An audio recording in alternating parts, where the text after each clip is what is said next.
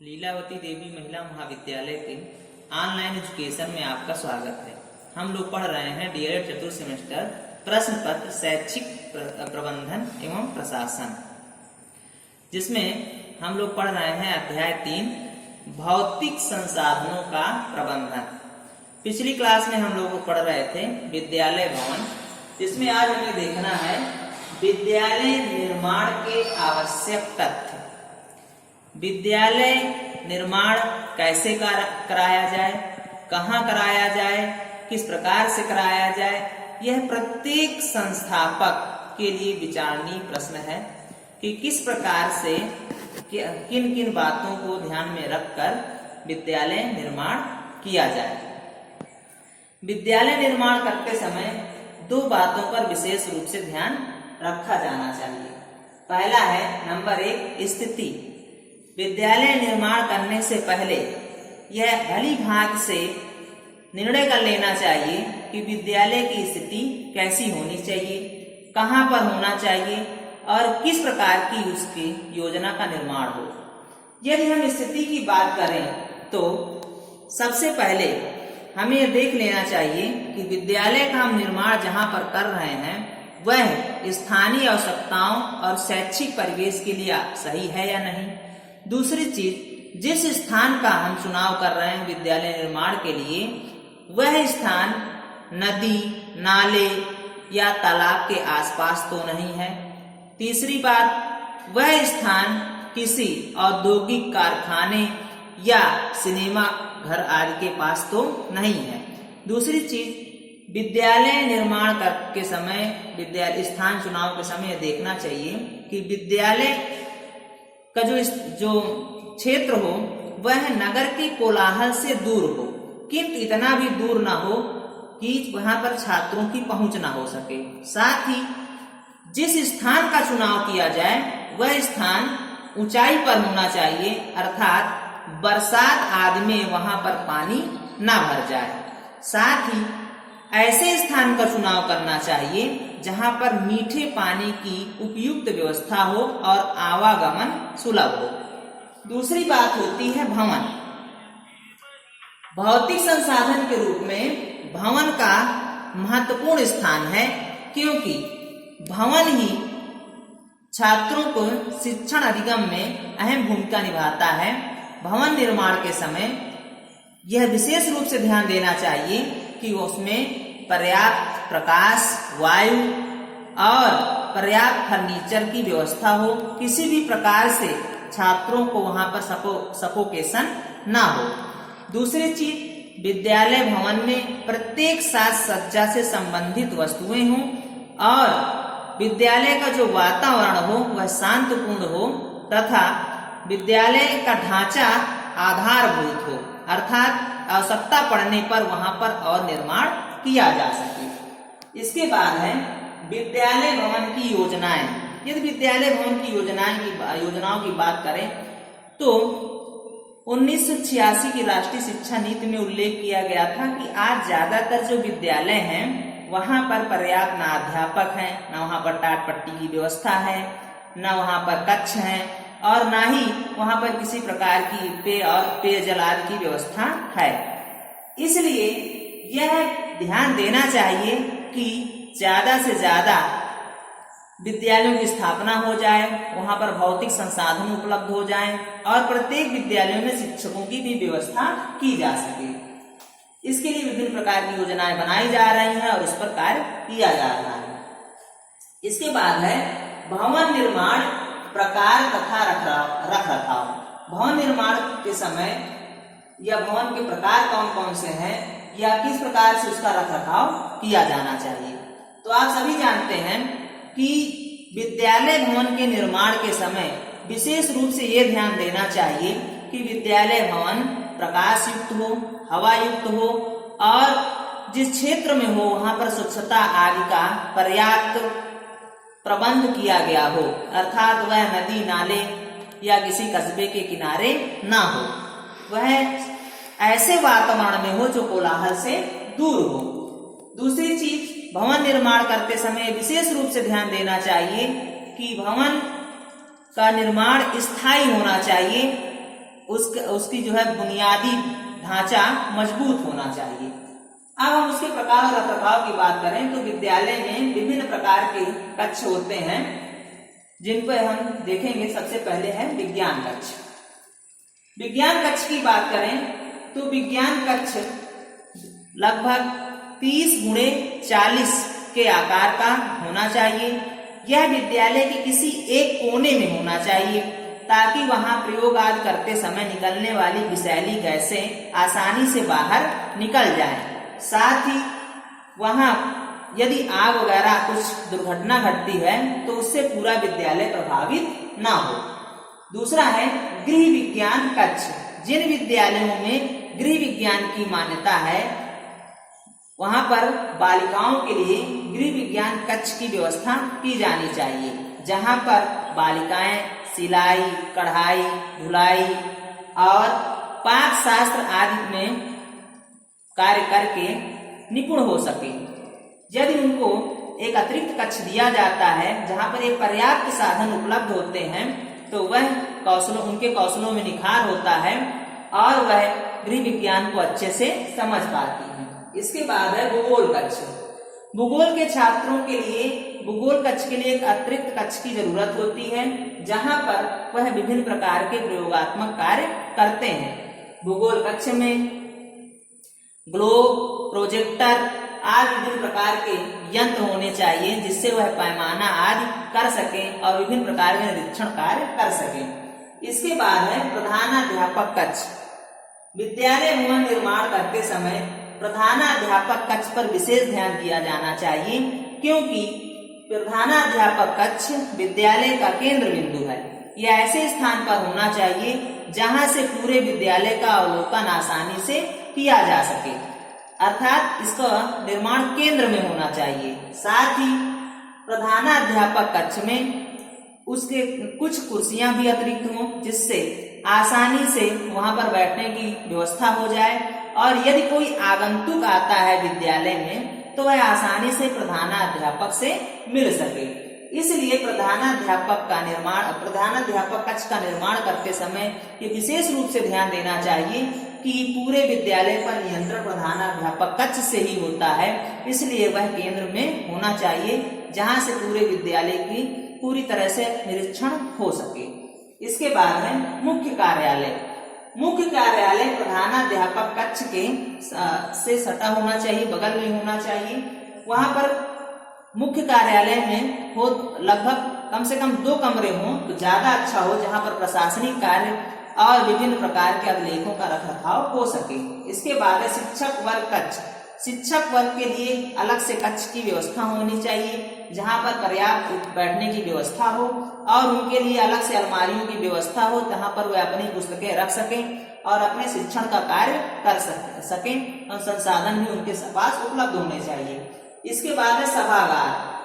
विद्यालय में सभागार की उचित व्यवस्था होनी चाहिए। सभागार में विभिन्न अवसरों पर बैठने की व्यवस्था हो, जहां पर वह विभिन्न प्रकार की शैक्षिक क्रियाकलापों को समन्वित कर सके या क्रियान्वयन कर सके। इसके बाद है जलपान गृह।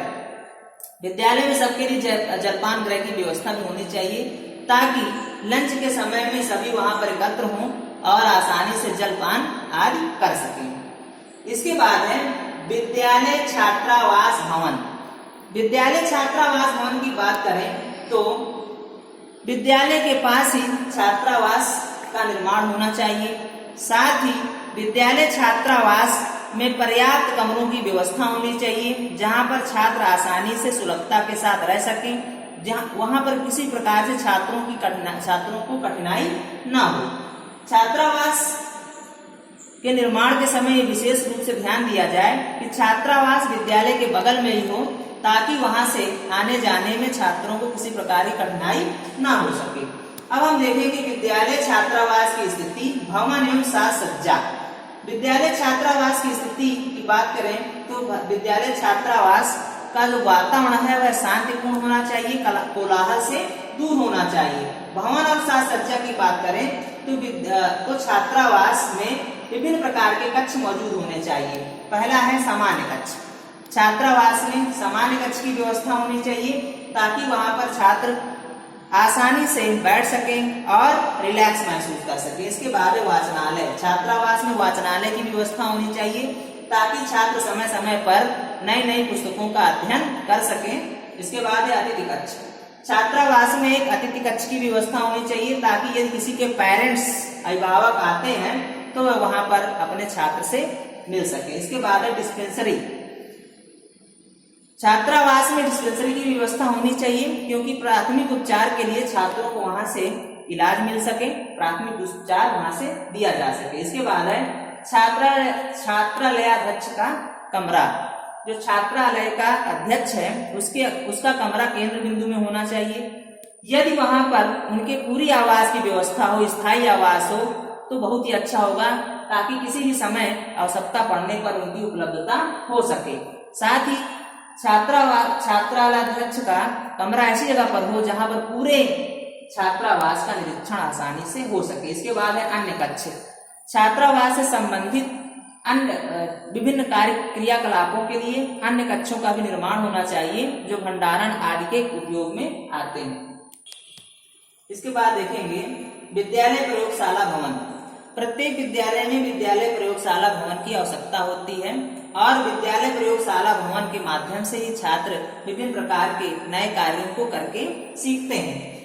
यदि हम प्रयोगशाला भवनों की बात करें तो विद्यालय में मुख्यतः 3 प्रकार की प्रयोगशालाएं देखने को मिलती हैं, भौतिक विज्ञान प्रयोगशाला, रसायन विज्ञान प्रयोगशाला और प्राणी शास्त्र की प्रयोगशाला, जिनमें उनसे संबंधित विभिन्न प्रकार के उपकरण उपलब्ध होते हैं। अब हम देखेंगे प्रयोगशाला के लाभ।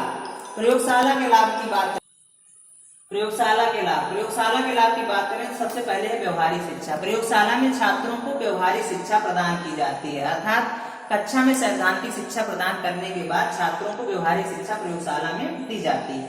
इसके बाद रोचकता लाना, प्रायः कक्षा में बैठे बैठे छात्र बोझिल महसूस करने लगते हैं, इसलिए रोचकता लाने के लिए उनको प्रयोगशाला में ले जाया जाता है जहां पर वो नए नए ज्ञानों को सीखते हैं। इसके बाद है करके सीखना, प्रयोगशाला में छात्रों को करके सीखने का मौका मिलता है जिससे वह किसी भी कार्य को जब करके सीखते हैं तो उसका ज्ञान स्थायित्व हो जाता है। इसके बाद नवीन शिक्षा, प्रयोगशाला में छात्रों को नवीन शिक्षा प्राप्त होती है जिससे वह नए नए अनुभव प्राप्त करते हैं। इसके बाद है प्रगतिशील शिक्षण विधियों का प्रयोग, प्रयोगशाला में छात्रों के साथ प्रगतिशील शिक्षण विधियों का प्रयोग किया जाता है जिससे उनका ज्ञान स्थायी होता है और वह रोचकता पूर्ण होता है। इसके बाद है विद्यालय पुस्तकालय भवन, विद्यालय में पुस्तकालय भवन की व्यवस्था होनी चाहिए और पुस्तकालय भवन में भवन काफी समृद्ध होना चाहिए जहां पर विभिन्न प्रकार की पुस्तकें, समाचार पत्र, पत्रिकाएं आदि उपलब्ध होने चाहिए। इसके बाद है विद्यालय पुस्तकालय के कार्य।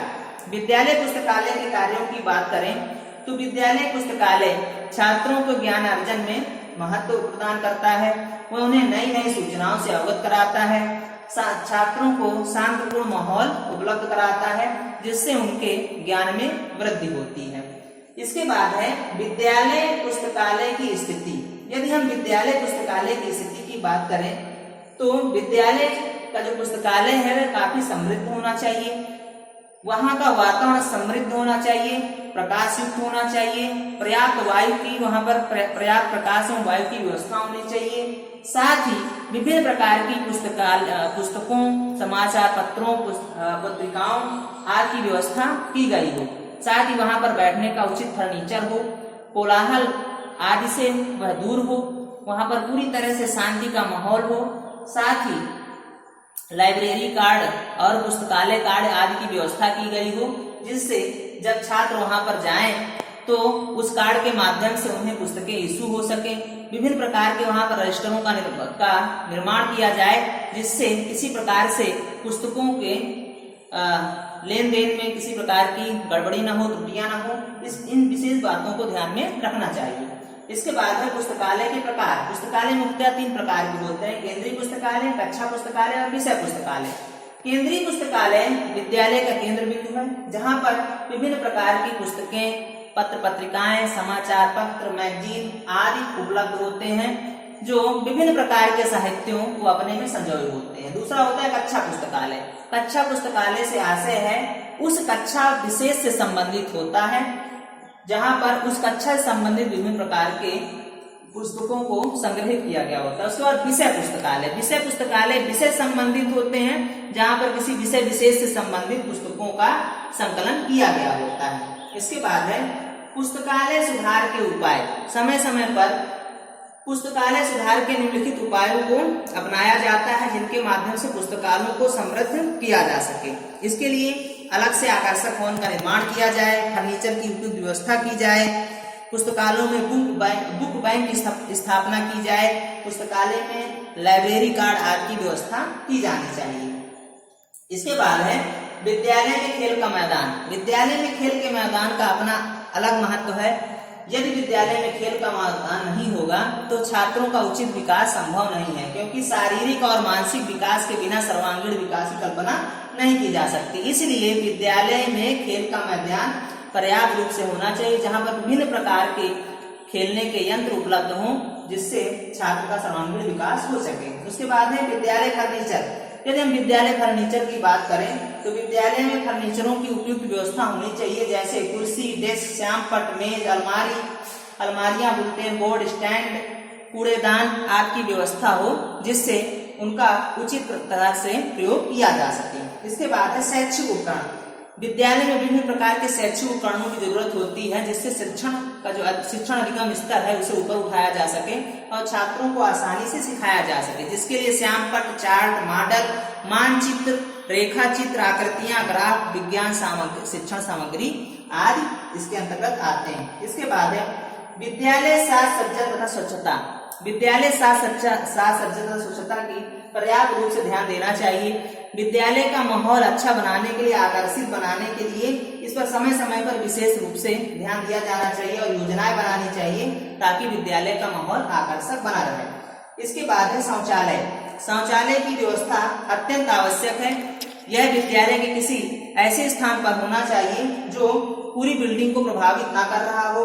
बालक बालिकाओं, अध्यापकों और अतिथियों के लिए अलग अलग शौचालयों की व्यवस्था की जानी चाहिए। वहां पर विशेष रूप से सफाई की भी व्यवस्था होनी चाहिए। इसके बाद है पेयजल की व्यवस्था। विद्यालय में पेयजल की व्यवस्था उचित रूप से होनी चाहिए। मौसम के हिसाब से उनको गर्म ठंडा पानी उपलब्ध होना चाहिए। साथ ही स्वच्छ पेयजल का रखरखाव भी उचित रूप से किया जाना चाहिए। आज के लिए इतना ही। धन्यवाद।